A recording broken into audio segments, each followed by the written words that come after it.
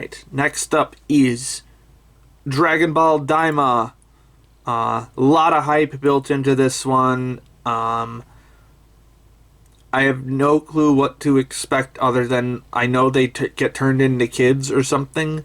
So, GT vibes. Hopefully not as bad as GT. But I like Dragon Ball. Let's jump into it. Alright. Color me impressed. Dragon Ball really do be back. I just finished up all of Dragon Ball Daima, which I realized like very close to the end of the series that I didn't actually know when this series took place. So apparently this takes place about a year after the end of the Buu saga, which makes sense. That it's so that it is pre-Super, so pre-Battle of Gods, everything, but after Z, which makes a lot more sense now. But anyway, this is essentially a stealth remake of GT, which rules, because GT sucked ass, and this was good. Like, it took the stuff that was good about GT and made it better. Like, the turned into kids stuff was pretty fun in the way that it sort of, the way that they had to readjust their bodies to, like, fit so that they could actually, like, fight properly in their kid forms and stuff was pretty fun. And also, the thing that for as bad as GT is, it did bring... Now, this is me talking about something that I haven't seen in 13 years. But I did watch a decent chunk of it when I was on Toonami way back in the day. But the thing that GT did bring back to this franchise that Z had kind of abandoned was the adventure elements of it. Because, like, I am a OG Dragon Ball fan. Like, I prefer the original Dragon Ball over Z. Because I think the fights are more interesting, like, in terms of the actual combat. And B, because it's much more of an adventure series than just an action series like Z was. The exploration of different parts of the world, and all of the different, like, groups that they meet along the way in that regard, and how the sci-fi supernatural elements are spread out across the series in interesting ways. And Daima definitely brings that back in full force for, like, probably the first 15 episodes, maybe a little less, but this is definitely much more... I would say this, like, the first 14-ish episodes, 14 to 15 episodes, are very much more Dragon Ball. Especially, like, the first, like, 8. Especially, like, that amount of it. But I would say, like, the first 70 to 75% of the series is just more OG Dragon Ball. And then the last, like, 5 to 6 episodes is much more Z. Which is probably why I was a little bit disappointed.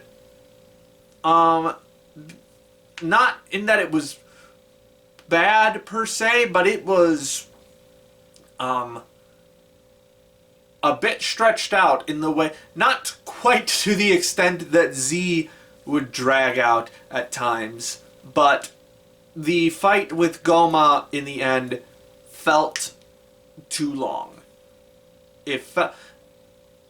I felt like that should have been in, like, a single episode fight, episode and a half at most. Actually, wait, how many episodes? Yeah, I think the Goma fight was like 2.5 episodes, I think, basically. So, way too long for my taste. Looked really good. Boy, this was some really fucking good animation overall, like, and incredibly consistent too. Like, really, the only time I saw like a quality drop was the start of Goku versus Majin Buu.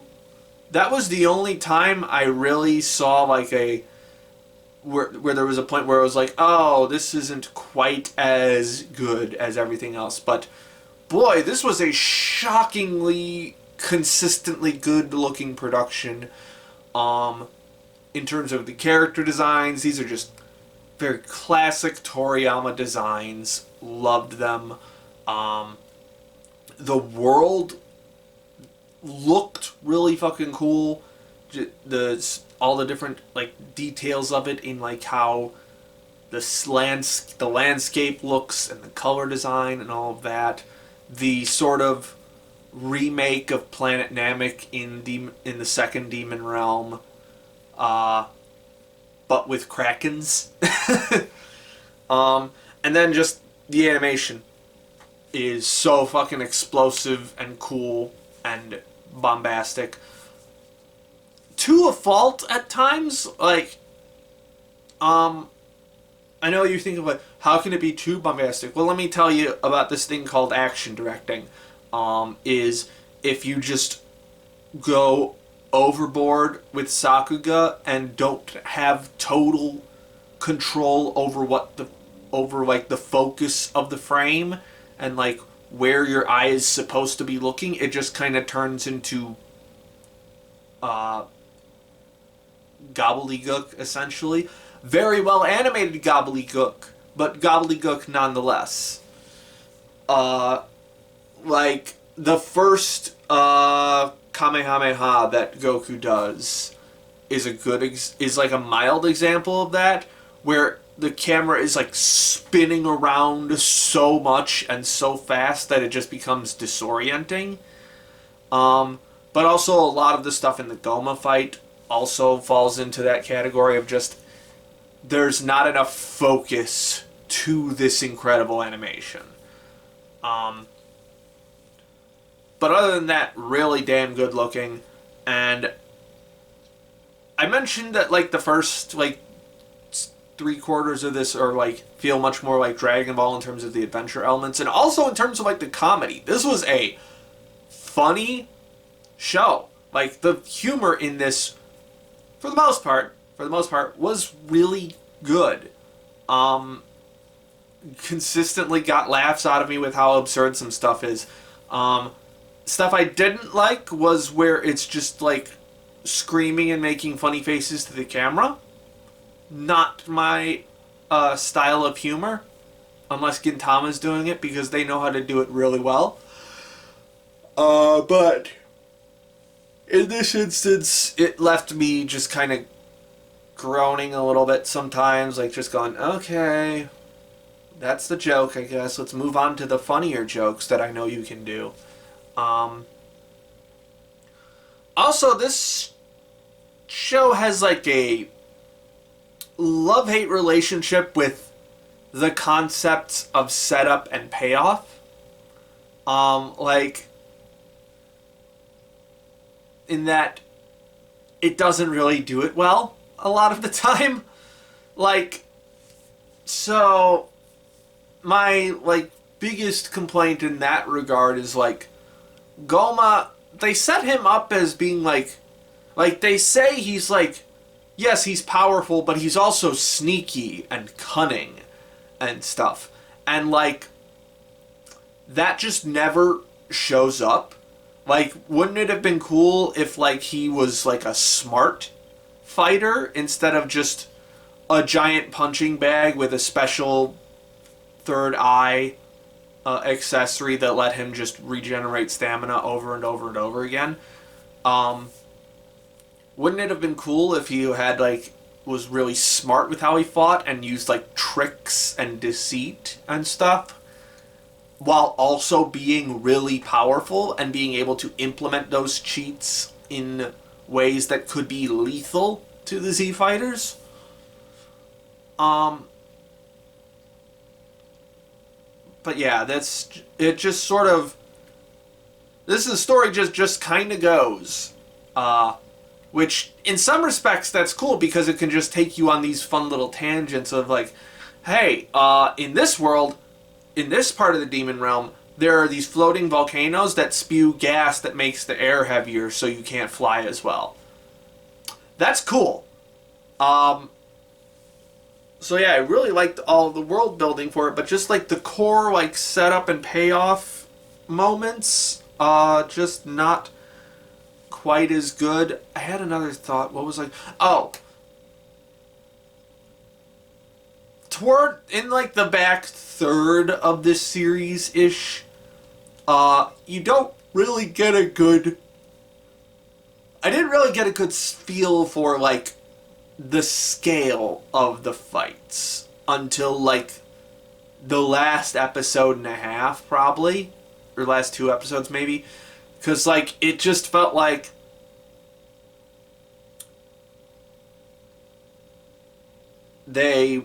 it's like punch a bunch of things get harder, go Super Saiyan, punch more things get harder, punch go Super Saiyan 3, punch more things, so on and so forth. But you didn't really, a lot of times you couldn't really feel the difference between like Goku just fighting as regular Goku and Goku fighting as Super Saiyan 3 Goku. It's not, sometimes it does that well, but a lot of times it just feels like more fighting, so you don't really get an appreciation for the difference in power between the different Super Saiyan levels and stuff, except for Super Saiyan 4, because this show brings back Super Saiyan 4. Like I said, it's a stealth remake of GT, and that was really fucking cool. They did that pretty well. I liked that. Also, this show has a really hit and miss relationship with callbacks, I guess, or more accurately, reusing old ideas from previous Dragon Ball entries. Like a good example of that is the new Majin characters, Majin Ku and Majin Du.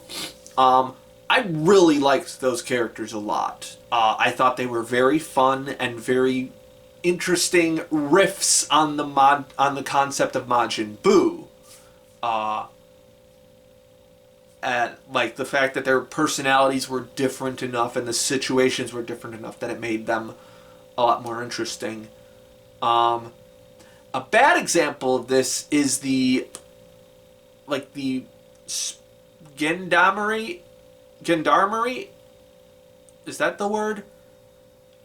The knockoff Ginyu Force in this. There's like 5 members of like the Demon World Police that are like the top soldiers, and they're like a special squad, and it's literally just the Ginyu Force, but they're all the same race now, and so it looks less colorful and less interesting, but they're still doing the Super Sentai thing with the poses and all of that. So that was just kind of a flop. Goma as basically Emperor Pilaf but more threatening was hit and miss. Really feel like Degasu did not do anything interesting in this show. I'm sure he did something, but on the whole he was just kind of there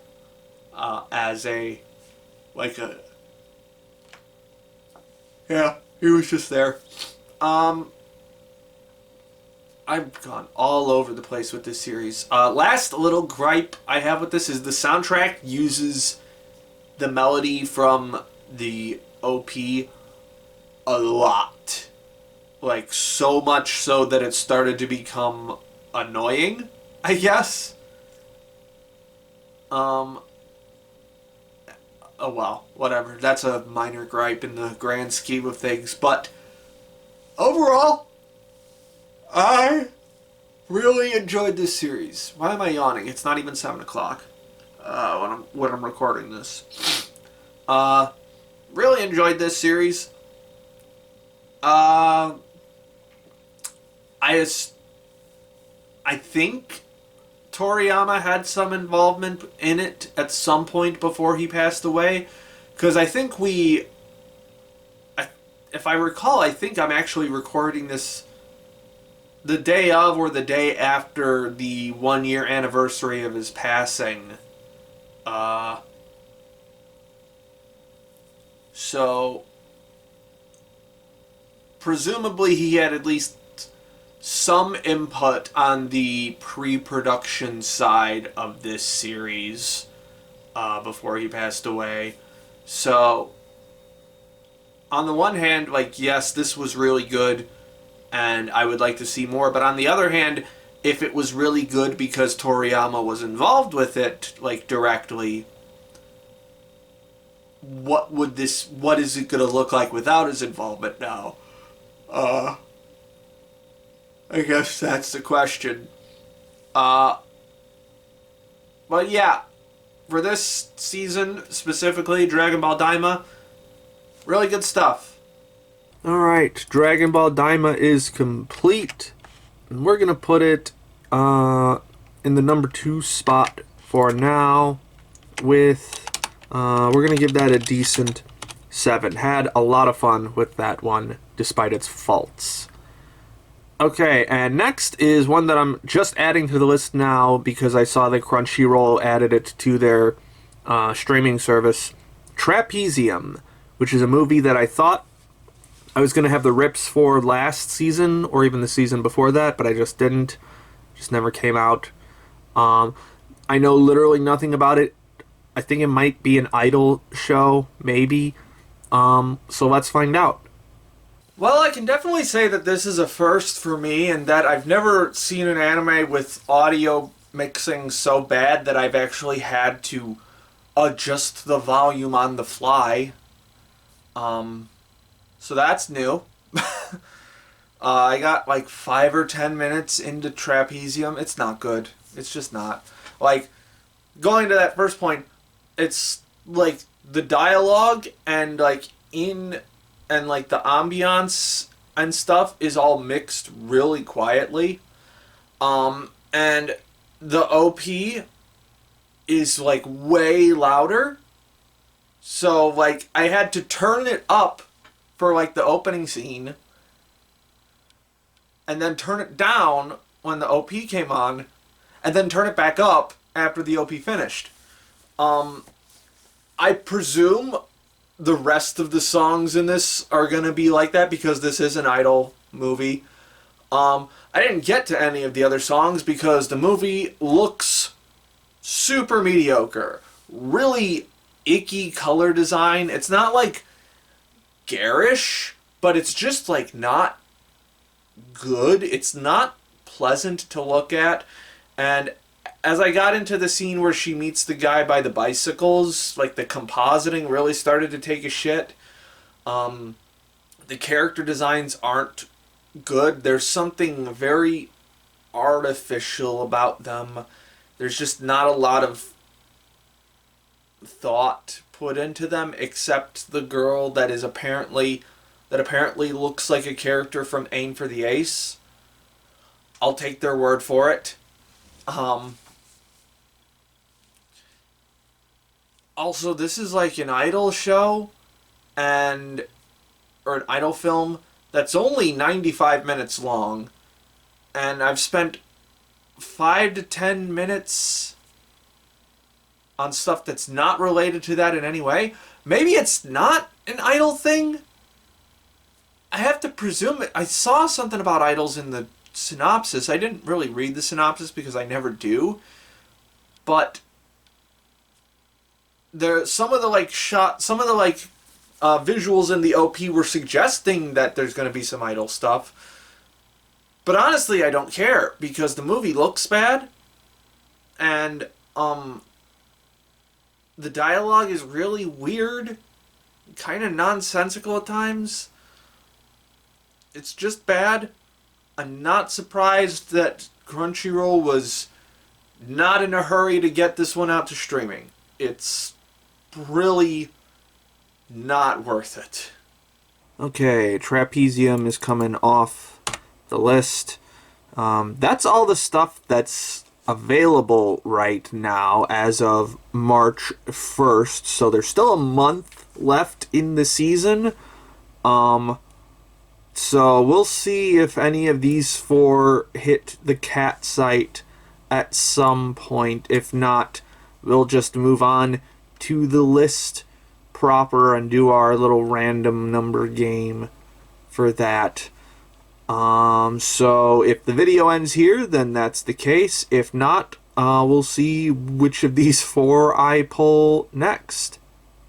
Psych! You thought the video was over.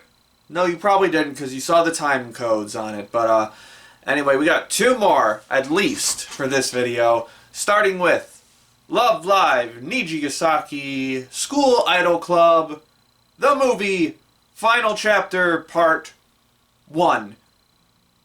What a title. What a mouthful. Honestly, overall summary right off the bat, kind of underwhelming. It's, first of all, it's only like 75 minutes or so. So very short movie. No, not even 75. I think it's only like 65 minutes or so. So, very short movie. Not that that precludes it from having like any substance to it. Like, Look Back was under an hour, but it's saying Look Back. This mostly seems like a coasting kind of movie. Like, yeah, there are some structural elements to it, some minor character arcs. We get some stuff between Langju and her mom and sort of like a conflicting kind of relationship there. We get this very minor subplot with some new girls that showed up for this Idol Grand Prix, and then we have Ayumu sort of wrestling with her with this notion of whether she wants to be competitive with the other girls from this group, because this is actually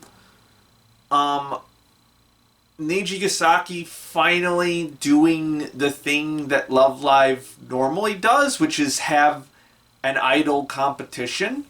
Because the first two seasons didn't really do that. They just sort of had a bunch of freeform idol performances. This one is the first one to really go like, yeah, we're gonna actually like compete. But it's still not as groups. It's still like individual, which is more in Nijigasaki's style than other Love Live entries, which I'm cool with, because that gives us a lot of songs to work with. Like, this film had 5 insert songs, like 5 idol performances in it, and then you add on the ED, and that's like 6 brand new songs. So I'm a happy man. They weren't quite as See, it's been I've been listening to the Nijigasaki stuff for so long now that it's hard to compare new stuff to it. But, like, I would say that all the songs are decently solid. But I would only say, like, the last 2 with the Langju's and Ayumu's were the ones that really, really hit. Mostly because the movie had been very subtly building up to the moments for them. Because one of the things with Nijigasaki is, like, especially in the first season of Nijigasaki, it's like episode focused on a particular character from the group. We explore that character for like 15 to 18 minutes, and then a song happens, and then the episode rounds out. Very, very like obvious formula, but it works for establishing characterization and such, and to like sort of explore the character that it focuses on for a given episode. it does technically do that in this movie, just not as well. It just doesn't have enough time to do that for all of the characters in it. So yeah, it does like pick and choose which ones to do. Like it's Ayumu, Lanju, and the new girl Ten, who get the character arcs for this one. And their Ten's is passable. I didn't find her particularly either engaging or unengaging. Well, she's just like perfectly like fine down the middle. Her friend's a bitch. I'm sorry, her friend is just not great, and is mostly just there to be the motivation for Ten's character development. It's passable. That's what I have to say about a lot of this movie. Aside from like the actual performances, it's passable. It's a lot of the Nijigasaki girls just hanging out and having fun, which, you know what? Fine, I guess.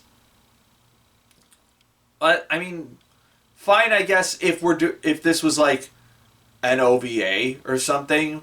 But like if we're doing like big grand finale final chapter, I was kind of hoping for a little bit more. There's 2 more movies in this that to come, so hopefully it does ramp up as it goes, and this is just sort of like a tone setter maybe, which I'm not opposed to it having like a more laid back kind of tone, but I guess just hoping for a little more, I guess. But also, the big thing about this movie is the change in character designs, which a lot of people were dreading as soon as they saw the trailer for this. No way around it. These are a downgrade. These are absolutely a downgrade in character design.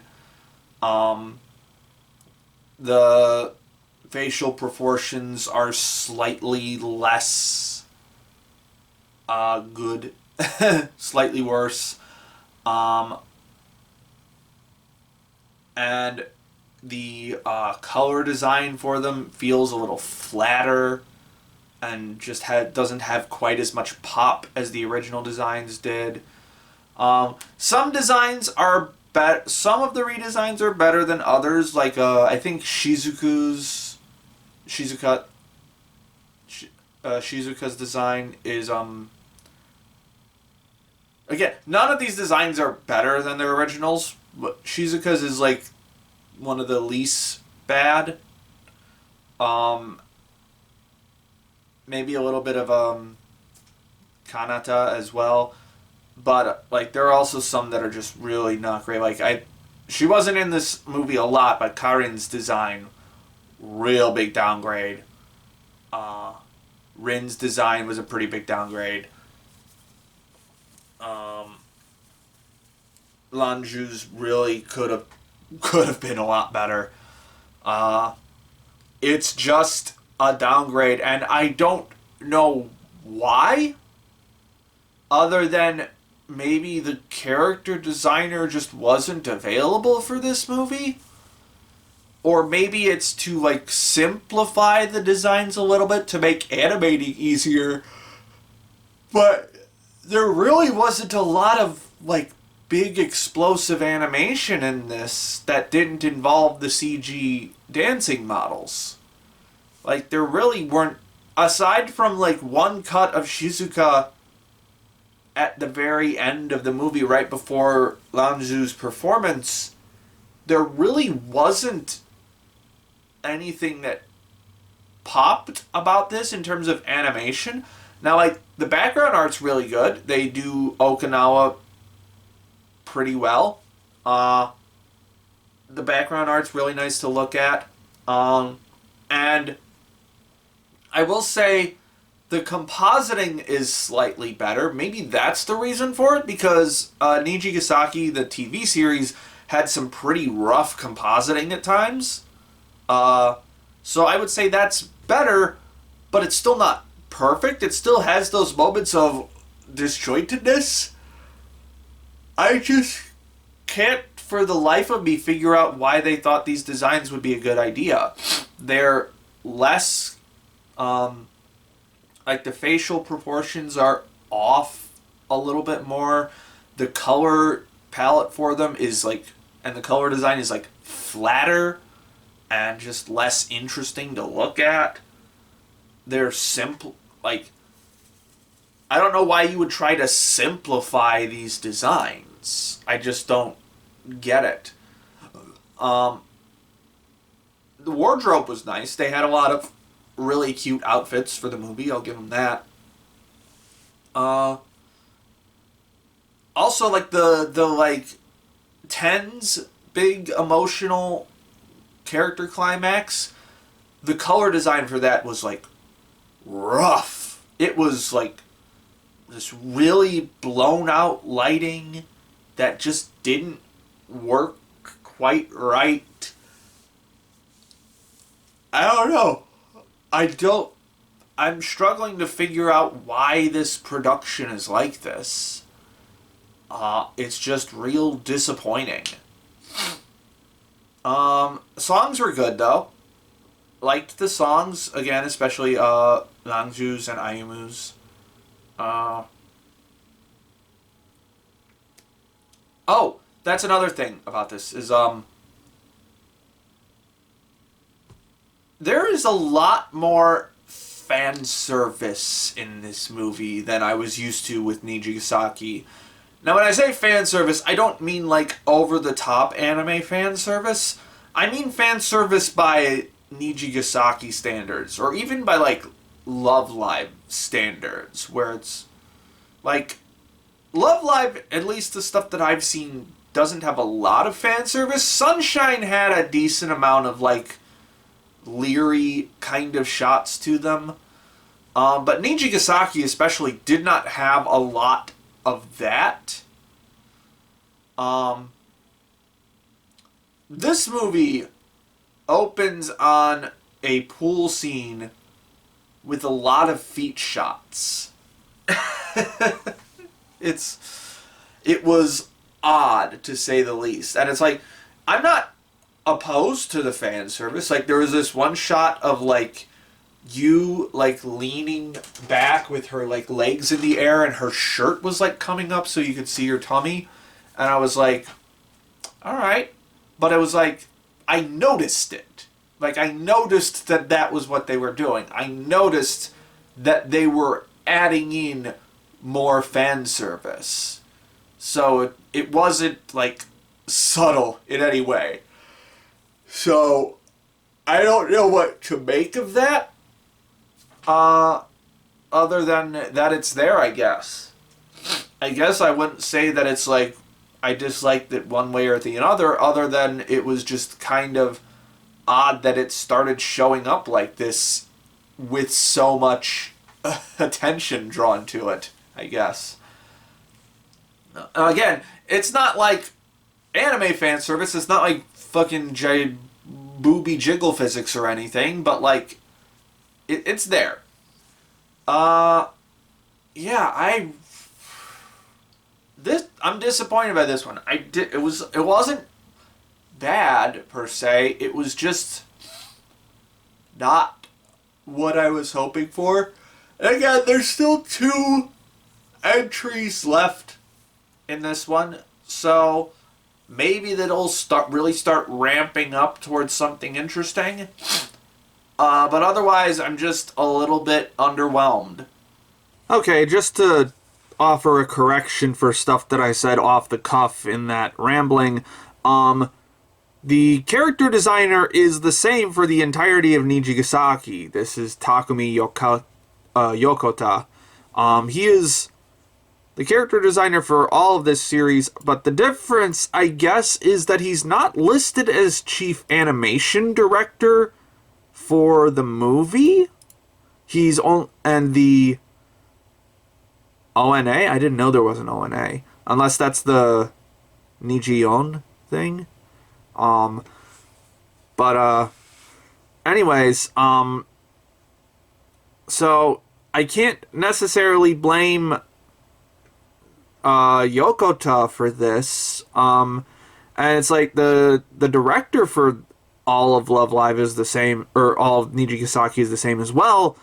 So I'm not sure what happened here. I'm really not sure why they changed the character designs. Okay.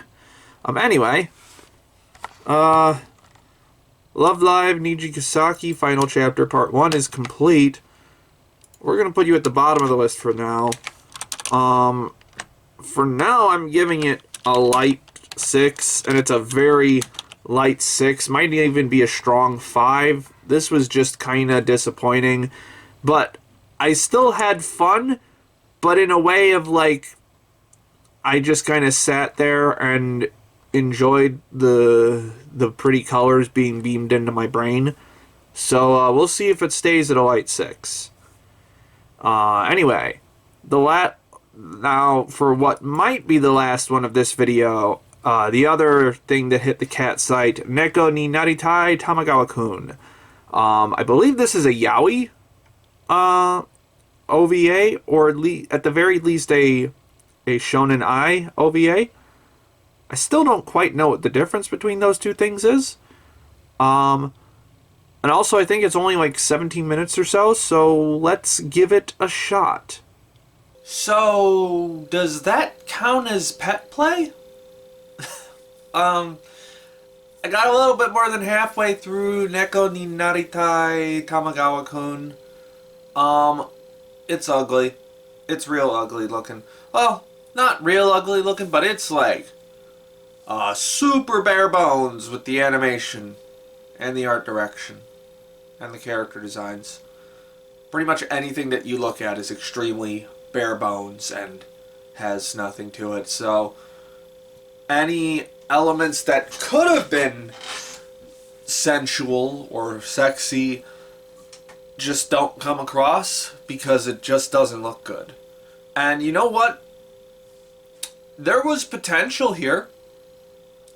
It's wacky as shit, but they kind of just roll with it and don't let you think too long about how fucking dumb this setup is for this scenario.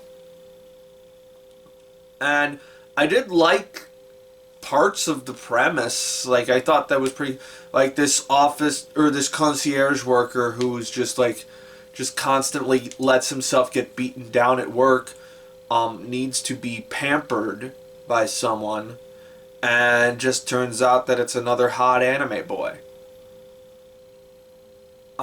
who is into him because he has the same name as his dead cat. I've seen weirder. But yeah, really the only reason why I didn't finish this one is because it's ugly. That's really the only reason. Otherwise, it could have been good. Could have been good. But unfortunately, not enough was put into the visuals to make it enticing, I guess. Alright, Neko ni Naritai coming off the list. Still don't know if these two OVAs are going to come out by the time the season ends. It is currently March 10th when I'm recording this. I'm probably just going to jump into the list proper soon because there's a lot of stuff on here, especially a lot of two-core series that are going to take a while to get through. So I might just get a head start on some of the winter stuff. But who knows if this video's over or not. Only you know in the future. Psych! We still got at least one more for this video. And that is Skate the Infinity Extra Part. I do not know how long it's been since Skate the Infinity came out, but I think that was like the season before I started the seasonal wrap up show. It was a winter season. I can't remember if it was 2021 or 2022. But anyway, it's a skateboarding anime from Studio Bones that was really dang good. And this is just a fun little side story OVA centered around those characters. And it's actually split up into like 3 different stories in it. The first story is just like Reki, Langa, and Miyu. I think it's Mia. I'm terrible. As you've known from this here, from me doing this fucking video series at this point, you know I'm terrible at names. But I could at least remember the name of the character that I liked the most in the series, the fucking short little Shota character. It's just them playing Karuta and having fun. It's just a blast to see them like mess around and have fun with each other. The wordplay in the Karuta caught me off guard a lot of times with just how funny and random it is. Good times. Second one was a flashback with Joe and Kaoru, which I didn't realize was a flashback until way too far into it. But that's only because I had not seen Skate in so long. Because like when this story started, I was like, are they high schoolers? I don't remember them being high schoolers. I guess they're high schoolers, but no, it's a flashback to when they were high schoolers and just like competing against each other constantly, and it's sort of like dabbles in their origins with skateboarding. There's like and what finally tipped me off that it was a flashback was they had a younger Reki running around at one point. That one was also very fun. And then the third one was with, again, I can't remember names, the main bad guy of the series and his butler servant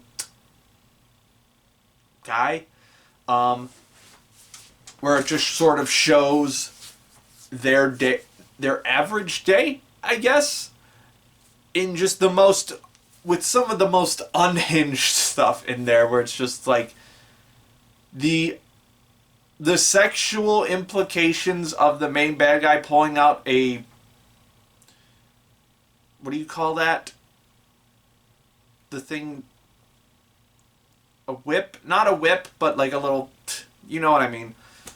And it's got like a little heart-shaped slappy end to it, and it's like, the hell is he gonna do with that? And then it's like, oh, he's just going horse riding. And so whatever you use to whip the horse in horse riding, that's the thing that I'm talking about. And like for a good chunk of the OVA, the butler guy is just sleeping, and it's very funny. Like he sleeps for like 12 fucking hours while the main bad guy is just doing this insane shit. I think this story also takes place after the main series ended, because I think it implies that they've like resolved, him and his butler have like resolved their differences, and they're like on more, not even terms, but more even terms than they were before. It was very fun. A lot of gay tension. Just like the rest of the show. So much gay tension. And it's surprisingly pretty to look at. Like, normally OVAs like this are just sort of like shunted out the door with the bare minimum animation. But they actually went a little bit beyond the bare minimum. Well beyond the bare minimum. But it actually looks good. Like, I don't think there's really any jank to it at all, which is good because they certainly had a lot of time to work on it. But like the character designs are still just as like super crisp as I remember them being in the main anime. Color design's fantastic. Lighting is super striking. Yeah, just a real fun OVA. If you like Skate, this one's a nice little bit of fun, just fun times to remind you of why Skate is good. Okay, Skate extra part is complete. And we're going to put you in the number 3 spot for now with a decent 7. That was some fun shit. Okay, now, if the My Hero OVA does not come out, we're just going to roll straight into the seasonal wrap-up show proper. Yeah.